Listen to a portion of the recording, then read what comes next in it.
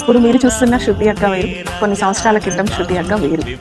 నేను ఎస్ఎస్జి గ్రూప్లో మెంబర్ని. గ్రూప్లో జాయిన్ అయిన తర్వాత కొన్ని విషయాలు నేర్చుకోవడం, కొన్ని తెలియని విషయాలు నేర్చుకోవడం, చెప్పడం, తిరగడం, మీటింగ్స్కి వెళ్ళడం అన్నీ చేశాను అనమాట. సరే నేను నేర్చుకున్నాయి కొన్ని ప్రోడక్ట్స్ చేయాలన్నా, ఏది చేయాలన్నా జనాలకు మోటివేట్ చేయాలి, చెప్దామనేసి ముందుకు వెళ్తూ ఉంటే కొంతమంది కొన్ని మాటలు నీకు అవసరమా, ఈ గ్రూప్స్ ఏంటి, ఇదేంటి, మీటింగ్స్ ఏంటి అని చాలా డిసప్పాయింట్ చేశాను. డిసప్పాయింట్ చేయడం వల్ల ఆగిపోయాయి. నా మీద నాకు కాన్ఫిడెన్స్ లెవెల్ తగ్గిపోయాయి కంప్లీట్గా. కానీ ఒక క్వశ్చన్ మార్క్, ఏదో చెయ్యాలి, మహిళలకు అమ్మాయిలకు చెప్పాలి, చేయాలి అని అలాగే ఉండిపోయింది. కొన్ని డేస్ తర్వాత డిజిటల్ మహిళ గురించి విని డిజిటల్ మహిళలో జాయిన్ అయ్యాను.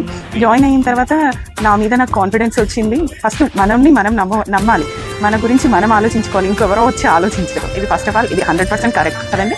అయితే ఇప్పుడు ఏం చేద్దాం అనేసి ఆలోచిస్తున్న సమయంలో డిజిటల్ మహిళలో జాయిన్ అయ్యి నా మీద నాకు కాన్ఫిడెన్స్ వచ్చిన తర్వాత రీల్స్ చేసేదాన్ని. అంతకుముందుకు రీల్స్ చేయడం ఏంటి, నా రీలు నా వాయిస్ నేను ఓన్గా చేస్తే చూడరా అనే కాన్ఫిడెన్స్తో నేను నా ఓన్ వాయిస్తో వీడియోస్ చేయడం స్టార్ట్ చేశాను. ఫస్ట్ రీల్కి అక్క మీ వాయిస్ బాగుంది, చాలా బాగా చెప్తున్నారు అనేసి మెసేజెస్, పర్సనల్గా వాట్సాప్ మెసేజెస్ అట్లా కలిసిన వాళ్ళు చెప్పడం అలా చేస్తే చాలా హ్యాపీగా అనిపించింది. ఇన్ని డేస్ నేను వేస్ట్ చేశానా అనే ఫీల్ వచ్చేసింది అనమాట. వీడియో చూస్తున్న నీకే ఇది చెప్తున్నా, ఈ ప్రయాణం ఆగిపోలేదు, అర్థం కాలేదు, నాలాగా నువ్వు ప్రయత్నించు, రా ముందుకు అడిగి.